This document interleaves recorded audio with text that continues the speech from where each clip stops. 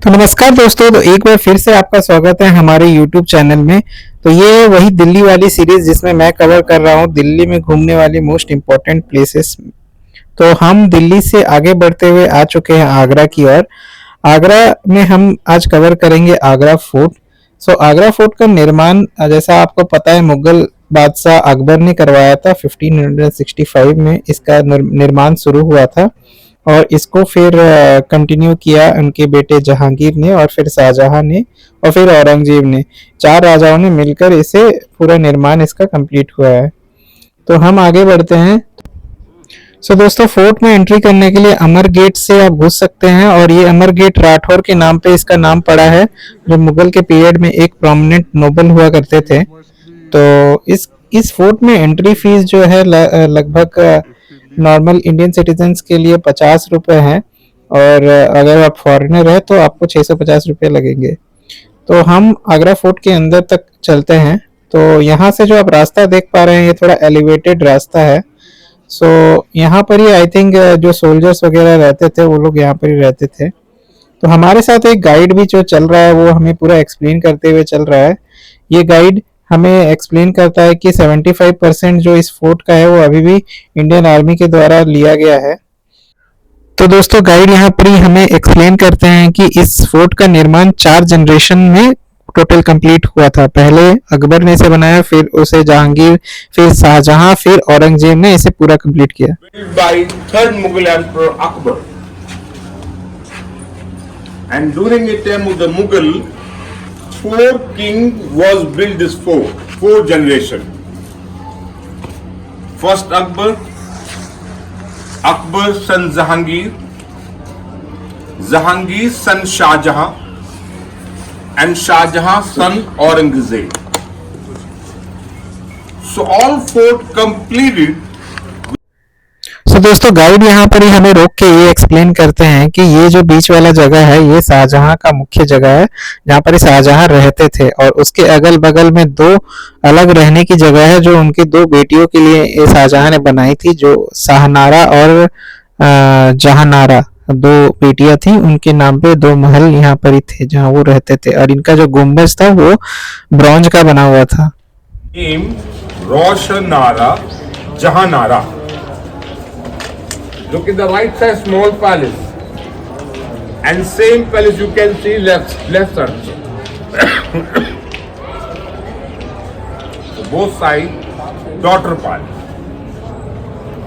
Look in the upside, now you can see brass. सो ये दोस्तों जो बीच वाला जगह है इसका जो कंस्ट्रक्शन है शाहजहां ने कंप्लीट करवाया था। तो ये पूरा आप देखते हैं व्हाइट मार्बल से बना हुआ है। शाहजहां यहाँ रहते थे और ये जो बीच वाला जो गार्डन है यहाँ पहले कहा जाता था यहाँ अंगूरी बाग। सो ये यहाँ पर ही अंगूर उगते थे दोस्तों, तो शायद इसीलिए इसका नाम अंगूरी बाग कहा गया है। तो ये बहुत ही अच्छा व्यू है दोस्तों, यहाँ पर ही आप आए तो यहाँ पर ही जरूर इस पार्ट को बिल्कुल ना छोड़े। जो ये एरिया है यहाँ पर ही लाइक रानियां रहती थी।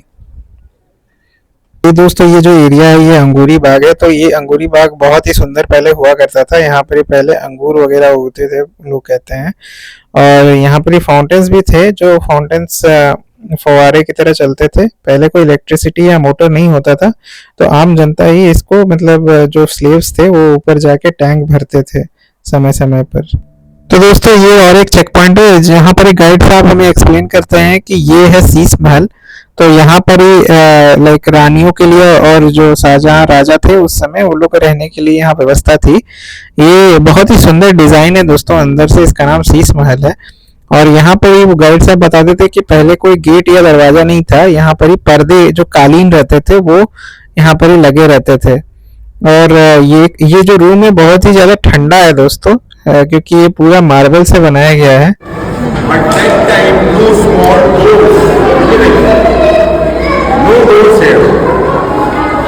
That time they use curtain and carpet. Curtain and carpet. No electricity, no fan. All the time. 8 day, 1 shift by shift. So there is a fountain. That time, rose water fountain. no motor, no pump.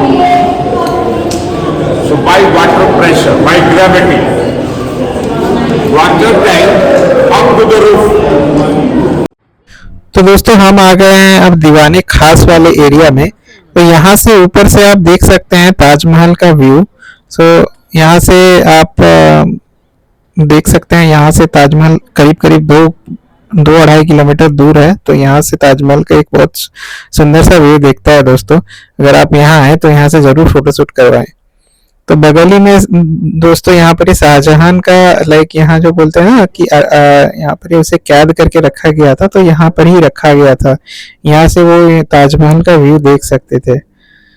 और यहाँ पर guide साहब हमें यही रोक के बताते हैं कि एक था दीवाने आम और ये है दीवाने खास। यहाँ से Can you see the black seat over there? Black onyx.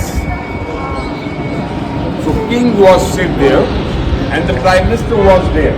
White marble stone. And all ministers sit the middle side up to the carpet. Monsoon days, all people sit in rows. In monsoon, raining time. This all areas called D1A Park.